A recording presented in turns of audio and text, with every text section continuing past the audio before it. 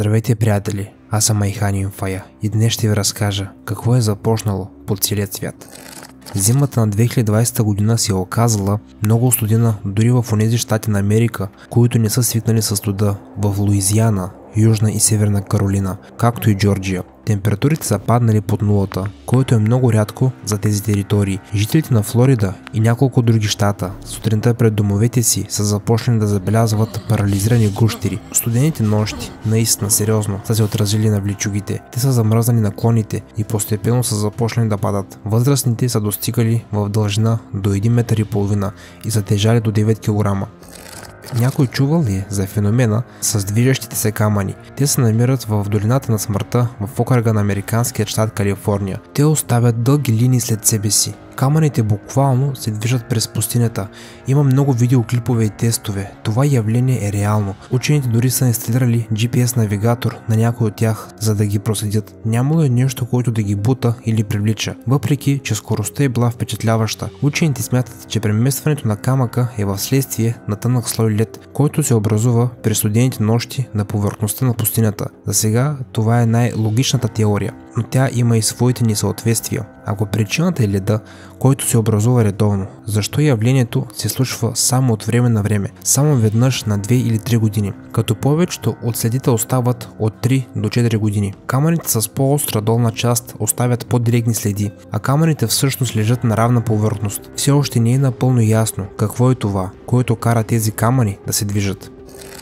Едно от първите места, където хората са започнали да чуват странно бръмчение или по-точно странен шум, са били жителите на град Таос в щата Ню Мексико. Нестандартен за хората шум е започнал да притеснява местните жители през 90-те години. Нискочестотно бръмчение е пречило на хората да заспят. Този звук сякаш е вземал силите им. Учените многократно са се опитвали да локализират източника на странния звук, но досега не са успели в това. Освен това, от 90-те години насам този звук са започнали да го чуват все повече хора. Например, жителите на Обединеното кралство, Австралия, Канада и няколко щата в САЩ. За щастие, само 2% от населението на Земята могат да чуят този звук. Такава рядкост на възприемане е довело до появата на нови теории. Основно хората са твърдели, че това са производствени машини или диви животни. Някои хора са мислили, че имат проблеми с слуха си, а жителите на Сиатъл са обвинили рибите за този шум.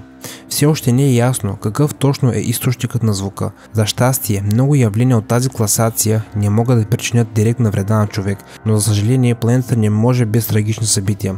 Останете с мен до края на видеоклипа. Много скоро ще видите феномен, който може да се появи във всеки един момент и във всяка страна по света. Карстовите фунии са едно от най-неприятните явления в света. Изключително трудно е да се предвиди къде ще се образува такава яма следващият път и до какви последствия ще доведе подземната ерозия на почвата. Водите са лесни за прогнозиране и понякога се случват на напълно неочаквани места. В един от кварталите на столицата на Гватемала, точно в средата на деня, огромна карстова дупка се е образувала, повече от 100 метра дълбочина и около 20 метра в диаметър. 10 жилищни сгради са се сринали и световните медии бързо са нарекли този черен провал черната дупка и врата към ада. Правителството на Гватемала е похарчила повече от 2,7 милиона долара за ликвидация. Проблемът е, че на много места по земята такива провали продължават да се появяват редовно. Например, многобройни дупки са се образували по бреговете на Мъртво море, които правят земята да изглежда като сирене с дупки. Има повече от 1000 от тях. Броят им нараства през цялото време. Тези дупки са истински бедствия за жителите на региона, които са загубили доверие в силата на земята под краката си.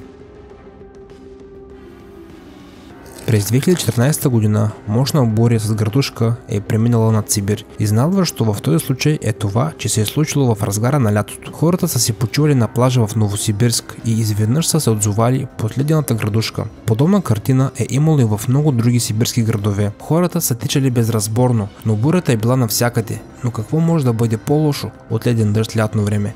Може би дъжд от паяци? В Южна Австралия се е случил точно такъв дъжд, но тук по-скоро има обяснение за този феномен. Според биолозите, дъждът от паяци не е лош знак за предстоящ апокалипсис, а по-скоро природен феномен. Както е казал натуралист от Австралийския музей, паяците използват метода на аеронавтиката в своя процес на миграция. Тези животни създават мрежа по върховете на дърветата и след това се вдигат от вятъра заедно с създадената мрежа от паежина и се хвърлят на големи разстояния. Според учените, паяците могат да се носят на височина от 3 км над земята. Много австралийци са свикнали с това, разбира се, но дъждовете от паяци падат не само в Австралия. Такива валежи са регистрирани почти в целия свят. Така че ако една сутрин забележите, че цялото небе е осеяно с паяци, не се страхувайте, понеже вече знаете какво е тяхното научно обяснение. Вулканичното изригване е ужасно и величествено явление, но понякога става още по-необичайно. Например, това видео е направено в Филипините, близо до Манила, когато вулканът Таал е започнал да изригва. Въпреки факта, че вулканът е сравнително малък, неговото изригване е поражило мнозина, а снимки и видеа са се разпространили по целия свят. Факт е, че изригването е било придружено от природен феномен, наречен мръсна гръмотевична буря, когато в облаците има пепел и се образува мълния. На видеоматериалите и снимките може да видите как се издигат електрическите разряди. Гледката е доста плашеща, но в същото време омагьосваща. Мнозина сравняват това, което виждат с апокалиптични картини и наричат изригването гнева на боговете. Едно от най-страшните природни явления, разрушителни за хората, са свлачищата.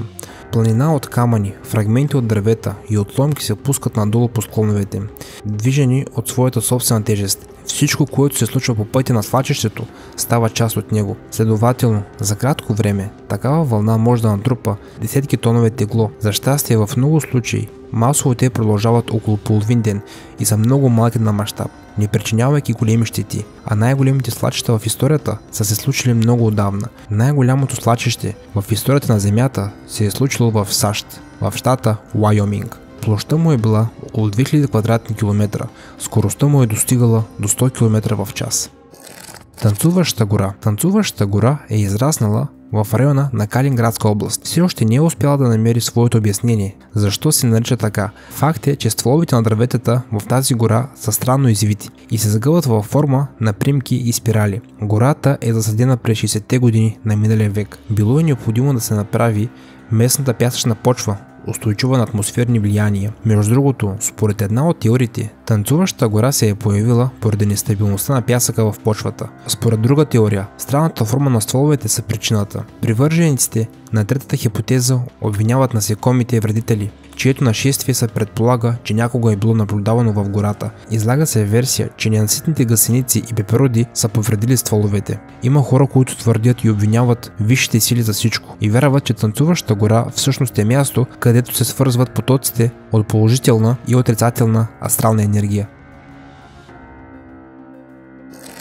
Жителите на град Оуквил в американския щат Вашингтон са били изключително изненадани, когато в следствие от дъжд вместо обикновени капки върху тях са паднали неразбираеми бучки прозрачни жилета. Такива валежи са паднали на територията с обща площ от 58 квадратни километра, което е странно. Тези, които са имали пряк контакт с веществото, по-късно са изпитали симптоми, подобни на признаците на настинка. Един от местните жители е решил да направи анализ и го е изпратил на лабораторен анализ. Те са открили левкоцити и бели кръвни клетки в състава му. Много хора са започнали да смятат, че Оуквил просто е станало място за експерименти с ново военно-биологично оръжие или за тестова проверка на възможна биологична атака. Скептиците, разбира се, никога няма да повярват в това, но по някаква причина никой няма по-добра версия и обяснение.